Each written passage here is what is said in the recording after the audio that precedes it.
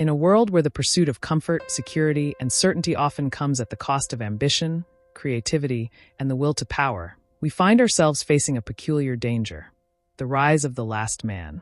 Imagine a society where individual excellence, daring vision, and struggle for higher purposes have all but vanished, replaced instead by a numbing complacency.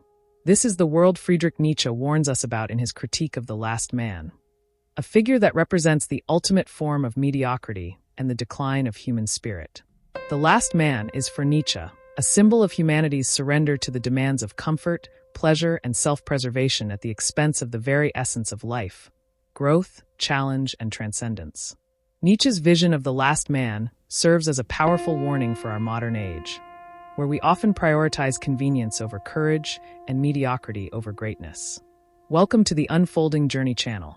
In this space, we embark on a thought-provoking exploration of ideas, philosophies, and deep reflections that challenge the way we see the world around us.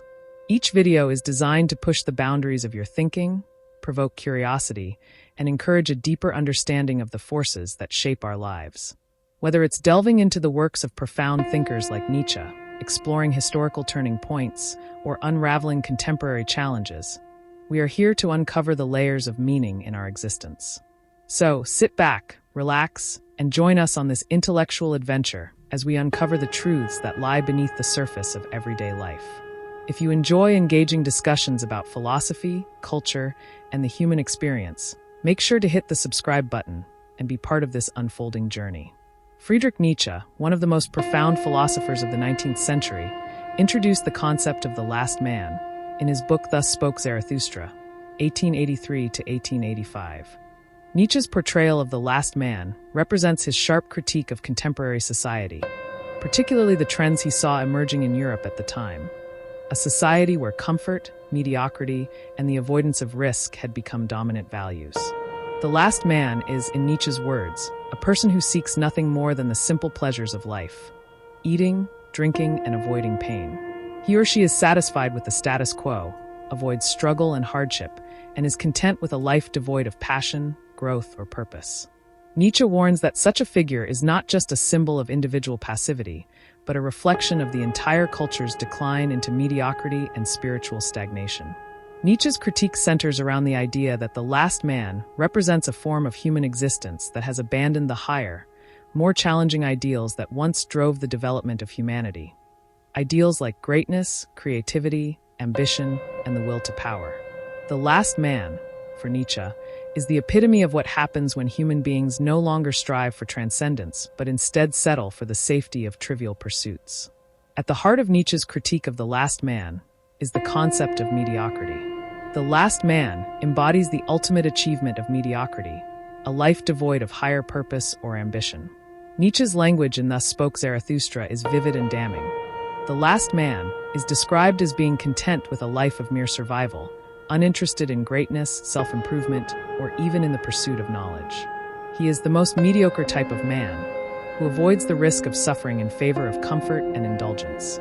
In Nietzsche's view, the decline into mediocrity is an inevitable consequence of the modern world's obsession with material comfort and security. Modernity, in Nietzsche's eyes, has led to a situation where the highest values of human life, such as struggle, suffering, and the striving for excellence, have been replaced by an emphasis on safety, equality, and the avoidance of pain. The idea of the last man is therefore not merely an individual phenomenon, but also a cultural one.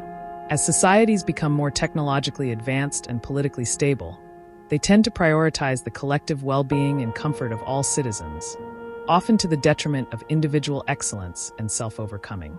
Nietzsche sees this shift as a great danger. When people no longer strive for greatness or transcendence, they inevitably settle for mediocrity. The last man, in this sense, is the byproduct of a world that has lost its sense of higher purpose. Instead of aspiring to achieve something greater than oneself, the last man is content to live quietly, avoid challenge, and ultimately stagnate. This stagnation, Nietzsche argues, is the antithesis of life itself, for life, in its most meaningful form, is about overcoming challenges and striving for something beyond the mundane. What makes the figure of the last man so tragic in Nietzsche's eyes is not just his mediocrity, but the spiritual decline he represents. The last man, is a figure whose inner world has become impoverished, whose soul has been dulled by the comforts of modern life. Nietzsche's concept of the will to power, which is central to his philosophy, is deeply connected to the idea of overcoming oneself, challenging one's limits, and pursuing greatness. The last man, in contrast, has no such aspirations. He is characterized by a lack of ambition, a lack of desire for self-improvement, and most importantly, a lack of spiritual depth. For Nietzsche, the last man represents the death of the spirit. The spirit, in Nietzsche's understanding, is not just the intellectual capacity to reason, but the deeper, more primal drive to transcend limitations, to create, to innovate, and to assert one's will upon the world. The last man, in his complacency, no longer feels the drive to create or to strive for something greater.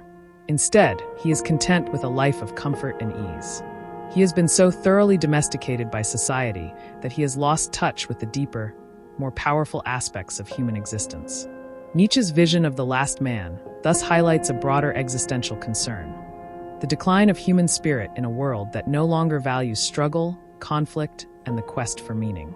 When individuals no longer see themselves as capable of greatness, or when societies discourage the pursuit of higher ideals, they lose their connection to the vital forces that make life truly worth living. The last man is a tragic figure because he represents the potential end of the human spirit, a world where nothing is worth striving for and everything is reduced to mere survival. Nietzsche's critique of the last man is not just a philosophical concept, but a cautionary tale for modern society.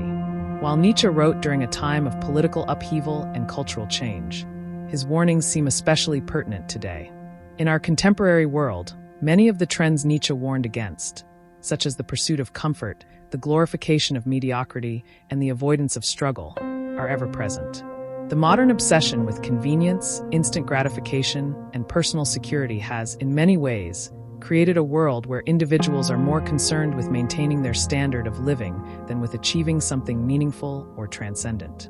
The rise of social media, the increasing emphasis on material wealth, and the erosion of traditional ideals of excellence are all signs of a cultural shift that mirrors the world Nietzsche described. In many ways, the last man is not just a philosophical figure. He is the embodiment of a society that has lost its way, one that has become so obsessed with comfort and pleasure that it has abandoned the higher aspirations that once defined human existence. Nietzsche's warning is clear. If we allow ourselves to become last men, we risk losing the very essence of what it means to be human. We risk becoming a society where mediocrity reigns, where personal growth and ambition are no longer valued, and where the human spirit is stifled by the pursuit of comfort. Nietzsche's critique of the last man serves as a powerful reminder of the dangers of complacency and the decline of the human spirit. The last man is a tragic figure, one who embodies the mediocrity and spiritual stagnation that can arise when human beings cease to strive for something greater than themselves. Nietzsche's vision challenges us to reject the pull of comfort and ease and instead embrace the struggles, challenges, and risks that come with striving for excellence and self-overcoming. As we reflect on Nietzsche's warnings, it is essential that we ask ourselves, are we becoming the last man? Are we prioritizing comfort over growth, mediocrity over greatness? If so, what steps can we take to rekindle the fire of ambition, creativity, and transcendence in our own lives? If you found this discussion thought-provoking and want to delve deeper into ideas like these, make sure to subscribe to the Unfolding Journey channel. Join us as we continue to explore the world of philosophy and other fascinating topics. Let's embark on this journey of intellectual exploration together.